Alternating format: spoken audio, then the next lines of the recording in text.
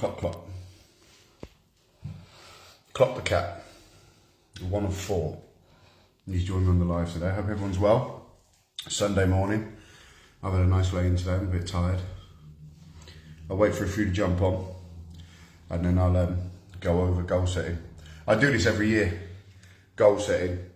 Not just goal setting, I want to achieve this by, but actually the mindset behind it and why it's important to have a mindset behind it. As you jump on, say hello, don't be shy. Not COVID, just a cough. I know everyone panics today's age. I'm actually going to touch on that as well as part of goal setting and mindset. Jump on, everyone. I'll quickly run through this and then I will basically watch the football all day and recover because it's been a busy few weeks. And there you go. There's my back in the mirror. Getting stronger. Hope everyone's well. Don't be shy. Say hello. If I see you come up, I will drop you a little wave thingy. Little wave thingy, if that's what you call it. Hey Emma, how are you? Right, so I'll get cracking. Being Sunday, I know a lot of people that normally watch my stuff are out on the Sunday's fun run today down at the club. So I'll get cracking and then we'll go from there. So goal setting, I do this every year, and every year the video slightly changes as I kind of learn and grow myself, if you like.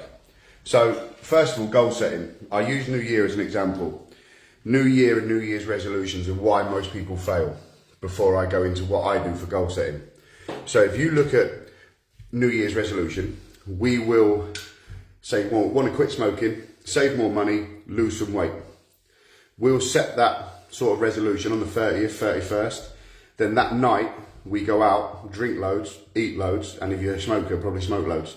So your first action to the goal you've set is actually the opposite action to what you want to achieve.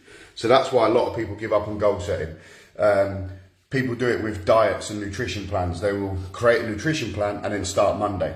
So then Friday, Saturday, Sunday, they've actually put more crap in their body.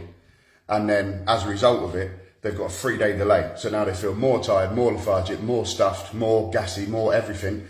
So Monday's even more daunting now. So by the time it's Tuesday or Wednesday, what people don't realise is you've packed your body with so much sugar, your first few days of your new plan, if you like, your new goal, is to try and stop yourself craving sugar.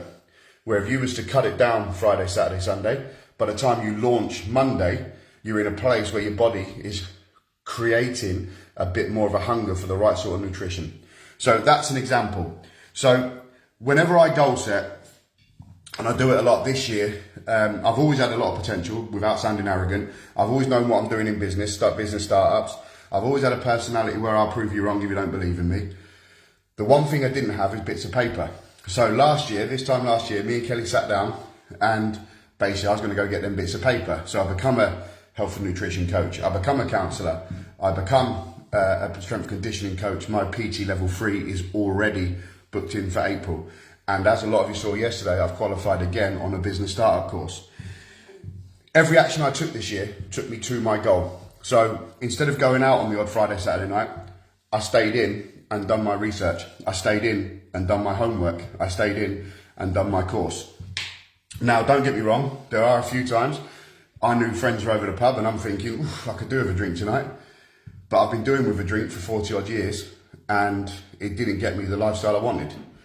Now when I go out, it's a reward for achieving my goals. It's as simple as that. I'm not going out to escape my current life and situation. I'm going out to celebrate it. There's a whole different spin on what I'm doing now.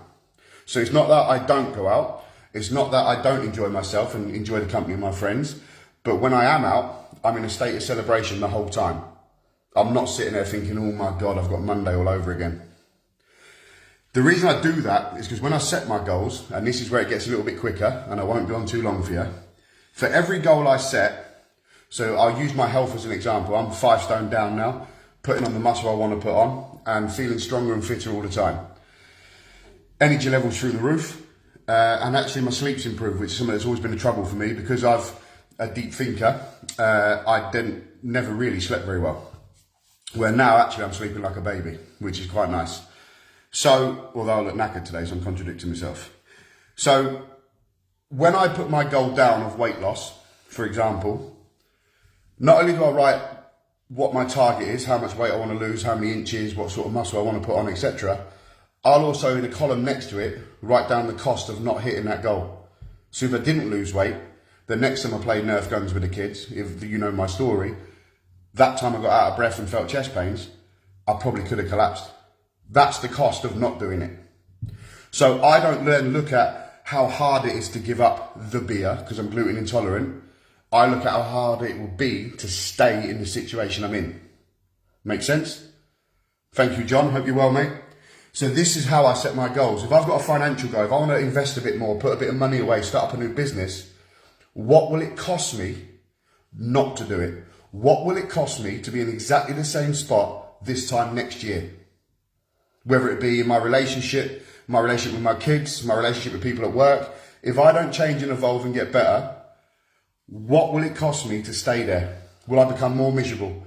Will I argue with management more? Will I start clashing with business partners? To have the same mindset this year when I'm trying to grow next year, what will it cost me? And when you actually put the consequence on the goal sheet, every time you want to fob yourself off, every time you want to turn around, Dino, how are you, mate? Not seen you for a while. I'll have to have a catch up soon, or spoke to you even. But every time you want to fob off that goal, I've done it for years. I'm going to get fit. I'm going to lose weight. I'm going to have one more season at rugby. I'm going to go back to football. And then the kebab called.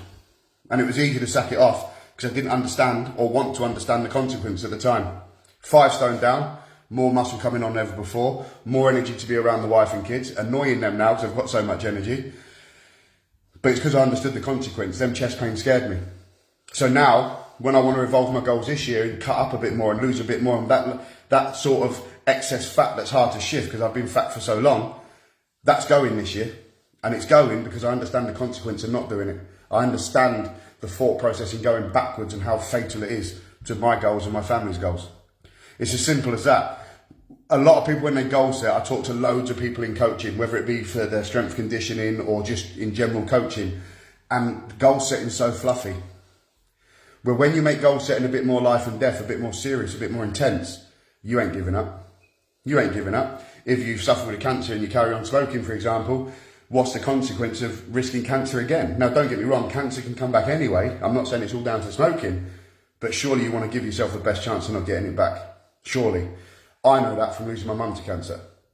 I wonder sometimes if my mum would have done this and done that, would she still be here? I don't blame her for it. I've got no animosity to her. I miss her and I love her. But I just wonder if we could have tapped into that mindset a bit more. Would we have prolonged things a bit more? Would she be around my kids now, for example? That's the importance of goal setting. Do not set the goal if you're not interested in hitting the goal. So if you want a new car on a drive, but the only way you're thinking of getting the new car is through finance that you can't afford, don't set the goal. Because again, finance you can't afford is actually going to take you away from every other goal you want. So if you've got a budget of £200 a month for the car you want's £400 a month, figure out an income stream first, set that as a goal, then go get the car. If you do it the other way around, you'll never get the new income stream because you can't afford the car. Then you're worried about every MOT, then you're worried about every service, then you're worried about every tyre, etc., etc., etc., and your actions are taking you away from what you want. That's the key to goal setting. Yes, have massive goals. I don't care how big they are. You don't have to tell anyone. Tell your family and friends. Anyone that's going to put you down, forget them. Don't tell them. It's not down to them, it's down to you. But also, what's the cost of not doing it? Me and my wife wanted to relocate, and we wanted to relocate quickly. We wanted a fresh start. It took a year. Head down, go. Head down, go. It took a year of not socialising sometimes. It took a year of being a bit different and being talked about. But then we relocated. January 4th, a few years ago. Our last Christmas in Milton Keynes. Bang, we're in Derbyshire. We've not looked back since. I've worked for a football club I love. I still work alongside them now. I'm developing in courses and education. As someone who's dyslexic, I always thought I couldn't do the courses. Now I'm smashing them.